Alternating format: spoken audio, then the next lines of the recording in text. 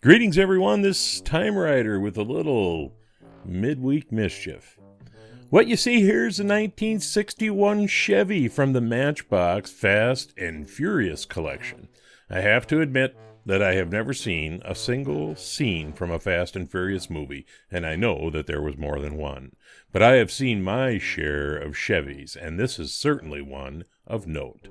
It was a transition year for the full-size line, and Chevy abandoned the horizontal fins of the previous two model years. However, there is a body line that is reminiscent of them on the back. I am really confused as to why Matchbox would detail the side of this to the degree that they did, and then completely ignore the taillights, but I digress. The grille is the foreshadowing of what was to come in the next couple of years for the full-size Chevy.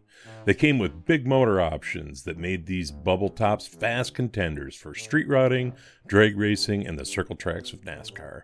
I bought this to play with, and for those who think it's too nice to bust open and strip, go spend the $1 and get your own. I'm going to play, so stick around. I really like the color that they used on this. You could have bought this car, I'm fairly certain. Maybe even with a white top. And of course, the trim paint that they did on it is exceptional. I'm still baffled by why they didn't do something with the taillights. Held together with two posts. Taking it apart was pretty typical. I like to drill a little pilot hole here to help center the drill a little bit better when I'm drilling out these posts. In 1961, the SS kit for this car was a whopping $53.80. We'll just pop this apart. Thing is, though, not many people sprung the 53 bucks. In 61, they built 490,000 Impalas. Only 453 had the SS kit, and of those, 142 had the 409 V8. So if you got one of these with a 409 in it, you got a rare car if it came that way. And I always like to put these things back together, so I clean up that post, and using a 1/16 inch drill bit, I'm going to drill out the center so I can put a screw in it. A little drop of oil, and we'll just tap that out.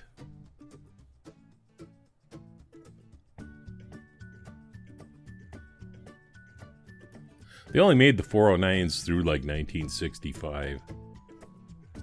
And we'll put a screw in this because, got to put it back together sometime.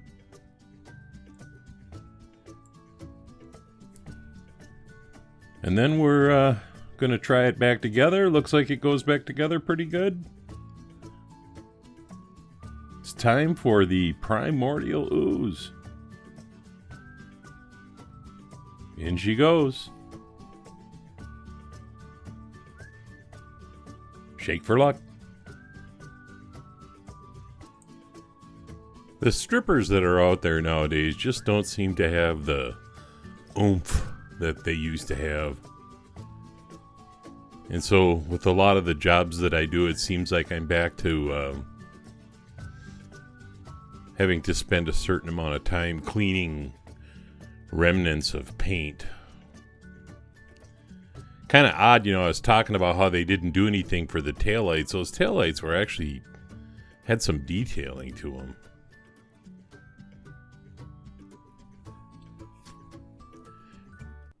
The casting itself, although it looks pretty good, it did have its issues. And frankly, trying to recreate what Matchbox had created was probably not going to be possible because the computer did so much of that work. Once I did get the paint off, though, well, I told you I was going to play, and that means that I need to polish this thing because I think I'm going to paint it with some Spectre Flame.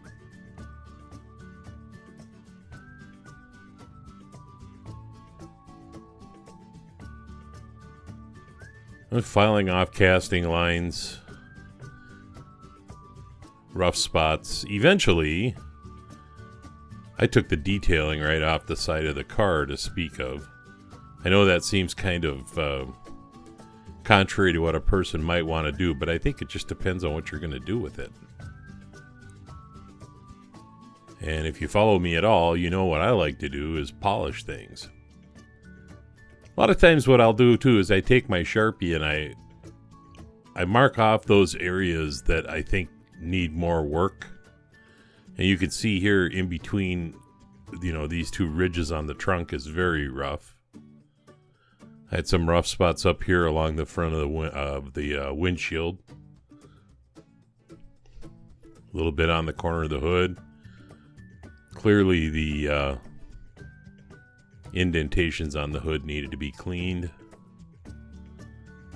So anyway, once I've identified those parts that need to be smoothed even further, well, then I go back to work with my files once again.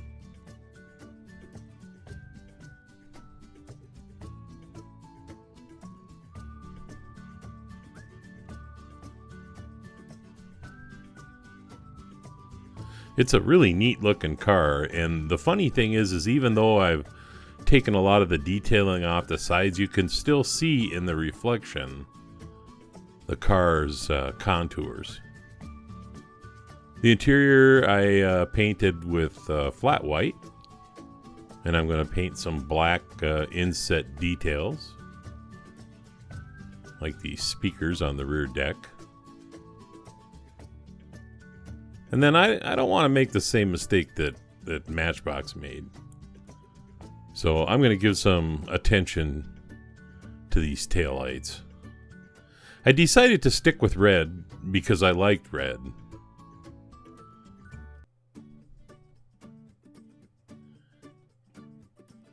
So anyway, yeah, as you can see, what I'm doing is removing the paint with an X-Acto knife.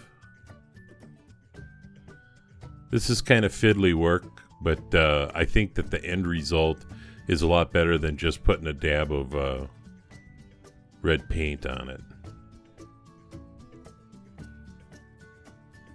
And then if you use the translucent paints, you can see it gives a really nice taillight look to it.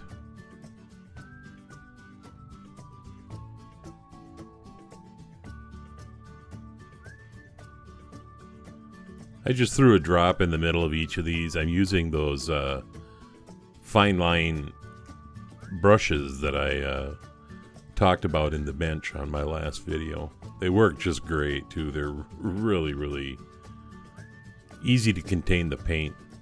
But anyway, let's pop back to where I started off. And yeah, it was a, kind of a neat toy. I bought it in a Fast and Furious 5-pack. I paid $1 or $2 for it. I don't know. Wasn't a lot. Let's take a look where I wound up.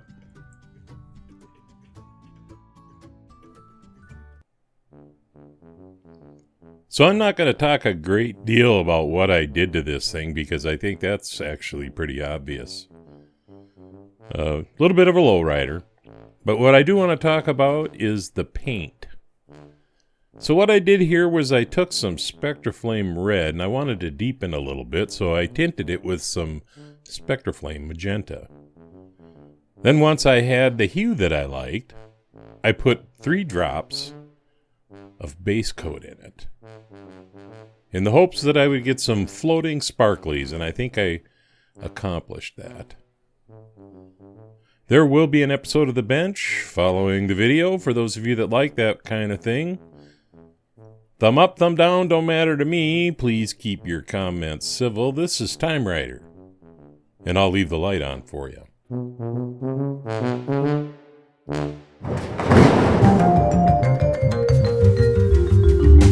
Hey everybody, thanks for hanging around for this edition of The Bench. Hey, remember I was telling you all about that mystery builder? Well, my mystery building buddy has picked this Studebaker M2 for our little challenge build.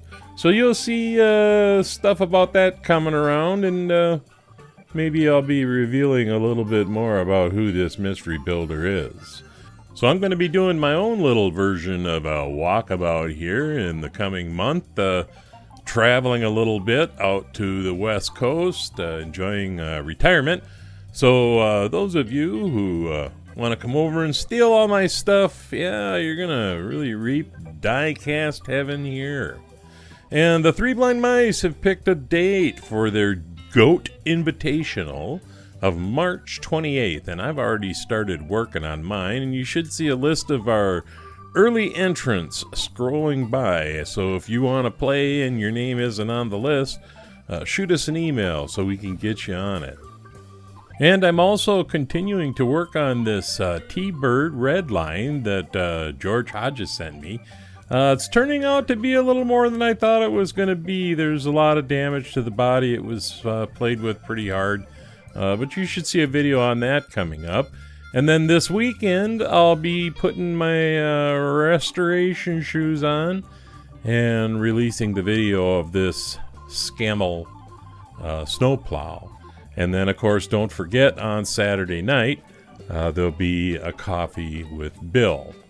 So that's about all I got for you. I hope everybody has a great rest of the week. This is TimeRider. Everybody be safe.